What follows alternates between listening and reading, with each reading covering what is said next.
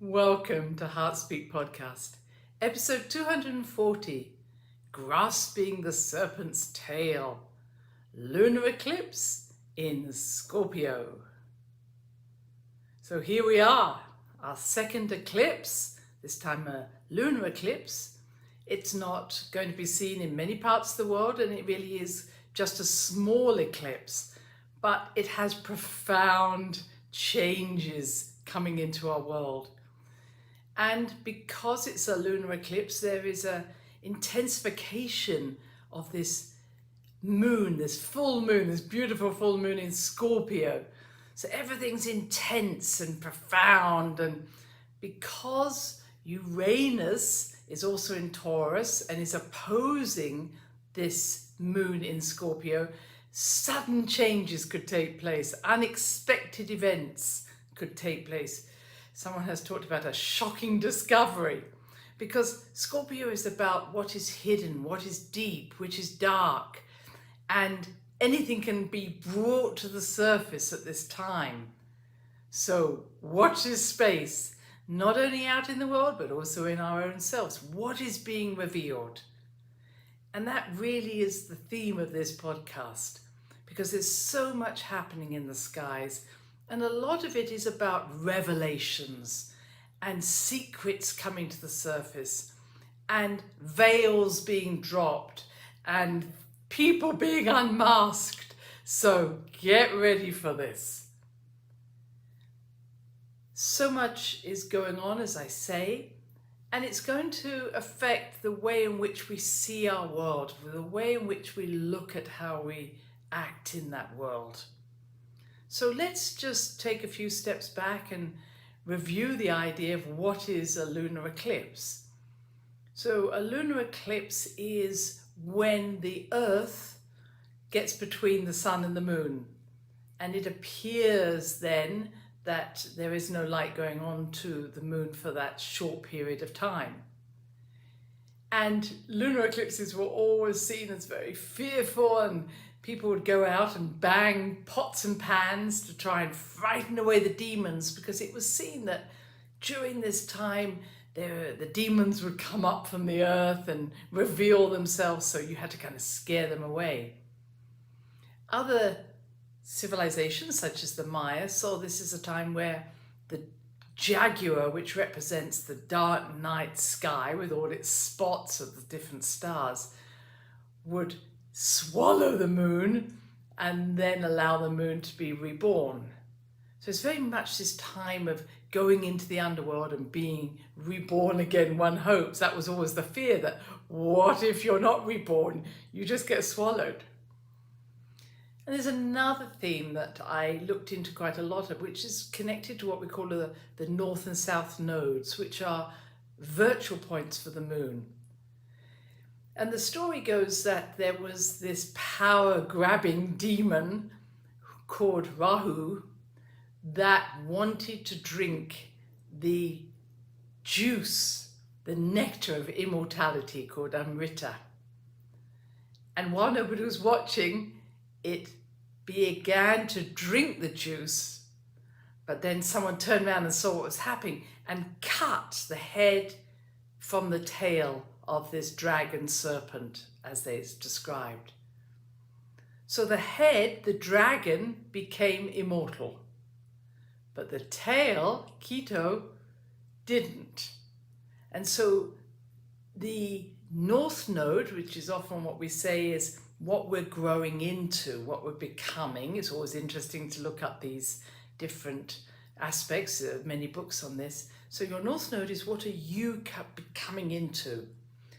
And the south node is often represented, what are you leaving behind, or what is your karma, or what is the part of you that needs to be mastered and addressed and brought into form, because Keto is seen as this subconscious self, the uncontrolled self, the chaotic self, the dark side, not so much dark as in negative, but more that which we don't know about. And so Keto is seen as that south node, and this particular lunar eclipse with the Scorpio full moon is conjunct the South Node in Scorpio. So what's really being focused upon during this lunar eclipse is that which is subconscious, that which is chaotic, that which is not being tamed, that which is in the underworld that we haven't yet mastered. And that's why I'm focusing on that. And this is this serpent's tail. The head of the dragon is fine, but the serpent tail is wildly moving around, and we need to go into that underworld to find it. Okay? So what is really being brought to the surface at this time is, what are we not owning? What are we not possessing? What is possessing us? What is hidden and is having subconscious and unconscious interactions with us, and we are wondering why we're feeling anxious or why we're feeling afraid. And possibly it's because Ketu is trying to get our attention. Does that make sense? So that many a time we may discover ourselves getting a little scared or worried, or some strange things might be happening in our world, and we will look outside ourselves and say, oh, what's happening? Or it may be during your dream state, you're having dreams of things that are scary. But in my experience, it's often a matter that our inner self is trying to get our attention. So we look for someone to calm these ideas down instead of saying, hang on a minute, what's going on? Who is trying to get my attention? And I certainly had this experience many years ago when I had a lot of psychic experiences happening around my house, and I was pretty scared. I was trying to sort it out myself. I even asked for help from the spirit world, even asked for help from someone, but I knew that nobody really could see what was going on. I was told by someone, oh, it's just because you're working too hard. In fact, what ended up happening is that I took the courage, and in a visual imagery that I created, I went down into my underworld and I said, okay, who's causing all this trouble? And I met what I consider was my own inner black magician. And I said, are you causing all this trouble? And she said, yes, I've been just trying to get your attention. And I went, is that it? She said, yep, that's all. And as soon as I had accepted her into my heart as part of me, everything settled after 2 months of absolute chaos in my life. And I know that for many of the people who maybe I was asking what is going on, they had no clue, because maybe they themselves had not gone into their underworld to see what was going on. So when we get to this stage, and I think that a lot of anxiety is coming up at this moment, a lot of things that people are saying, what's happening, what's happening? Recognize that many a time it is maybe a pain or an anxiety or something that's saying, focus on me, meet me. And this is particularly also reflected in the outside world when we're scared of something happening in the outside world, or we judge someone in the outside world. Remember, it's a feature of ourselves trying to get our attention. So during this time, Ketu, the tail of the serpent, the dragon serpent, but the tail of the serpent, isn't something we want to send love and light to or try and get rid of. It's something we need to say, I have myself cut myself off from this. And now, more than ever, because of what's going on around this lunar eclipse, it's screaming, it's shouting, it's causing chaos, it's causing feelings of really being uncertain, unsure of ourselves, and it's what's going to happen? And part of that, as I say, is because Uranus is opposing this full moon. Uranus is about sudden and unexpected events, so be aware that that may well happen. But it's also, which is kind of an interesting journey, is Uranus is also about individualization, or we should say independence. So what's also happening is that which has kept us safe by belonging to something, however scary that something was, has now withdrawn its energy, and we are feeling the kind of, oh dear, I'm lost, I'm abandoned, I'm rejected. And yet that pulling away from something is allowing us to now know our independence. So something that you may have belonged to, especially any organization or institution or even a family, that had given you security, but it was a kind of a possessive security, a sense you had to make sure you followed all the rules, suddenly is not there for you. And of course that leaves us anxious, but it gives us the chance to say, well, okay, if I'm not that, who am I? And that's where we can start to look within ourselves. Again, that could be the underworld, and say, well, if I'm not that, then who am I? Maybe I need to pay attention to things that have been trying to get become aware, let me be aware of it, but I've been avoiding it. So be aware this is a time of finding your independence, finding out who you are, and it can be scary because you've never looked before. But don't worry, it will find you if you make that space. I think what's very interesting is that there are some important dates when we had a Taurus North Node, Scorpio South Node, as we have it now. And it doesn't last long, but when I looked at the dates of when this happened, it's fascinating if one wants to see it that way. So one of the times was 1928 to 1930. This was, of course, the time of the Great Crash in 1929. The Great Depression started.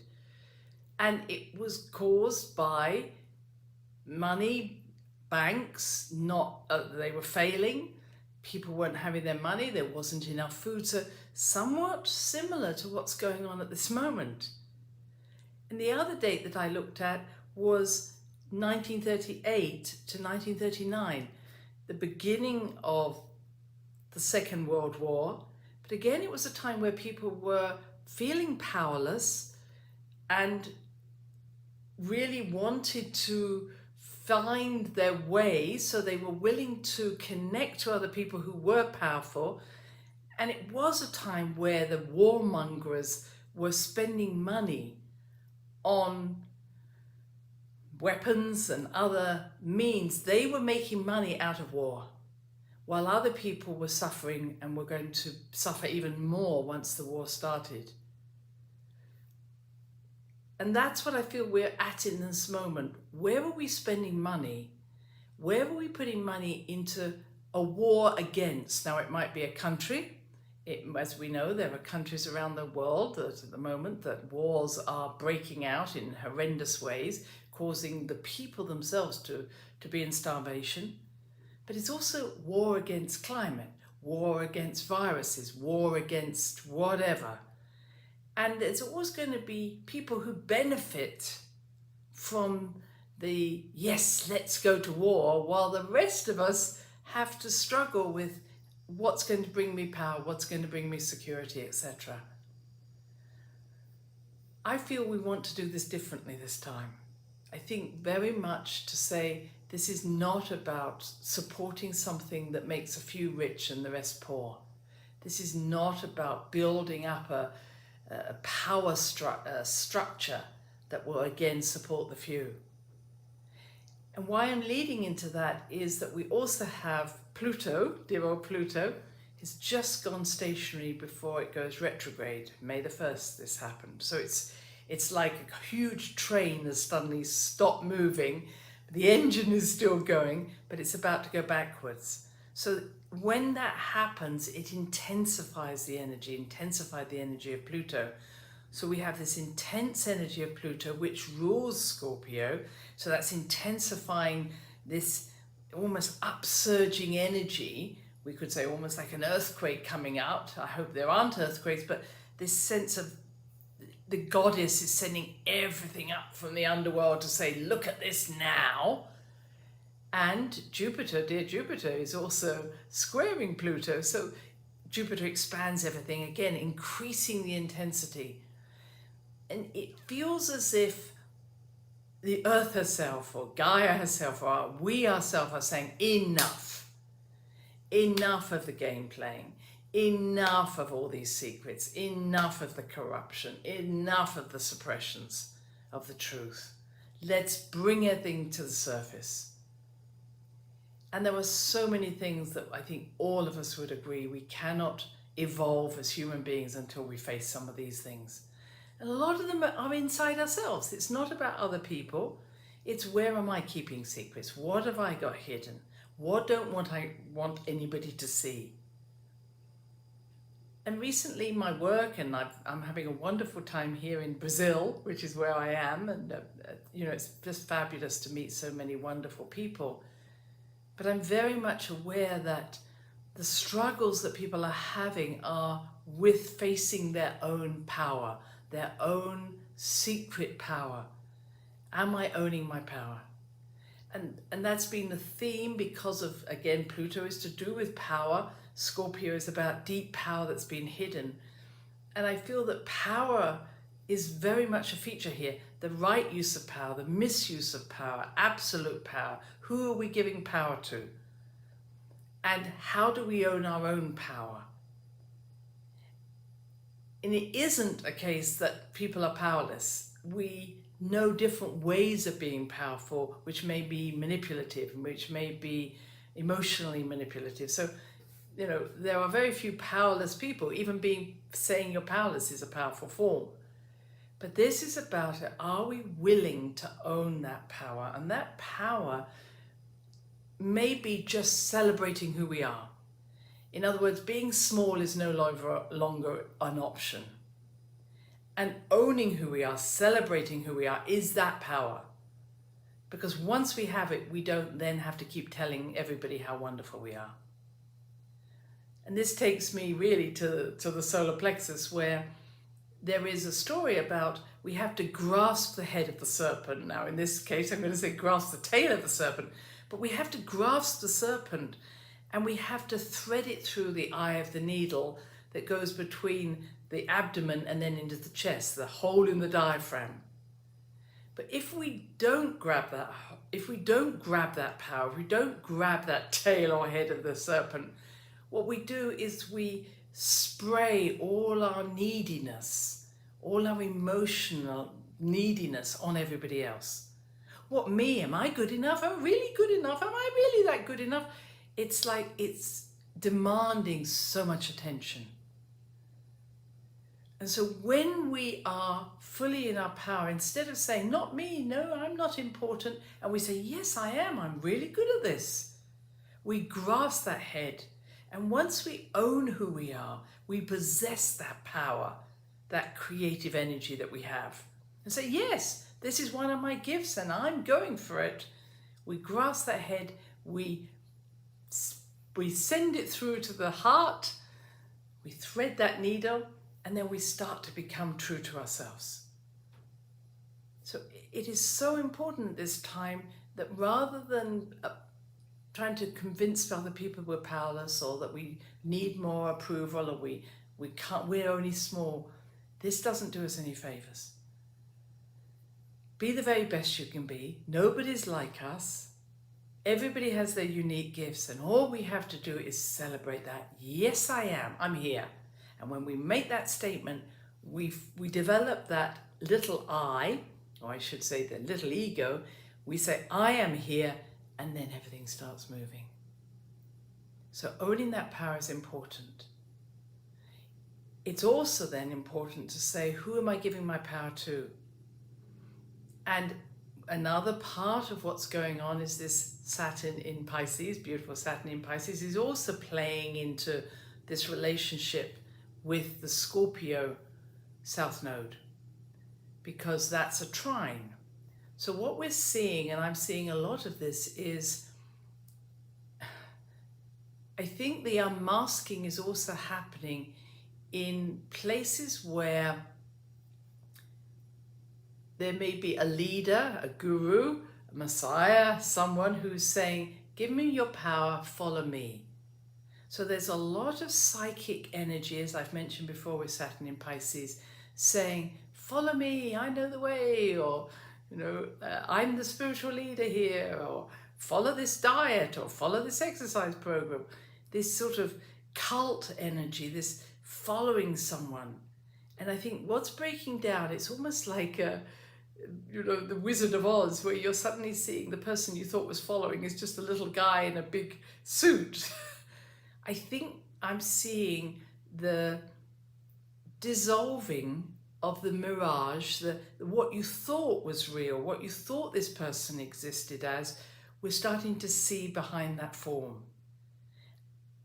And I feel that what we're going to see is not nice. We say, wow, I thought this person was this, and now I'm starting to see that they are not who I thought they were.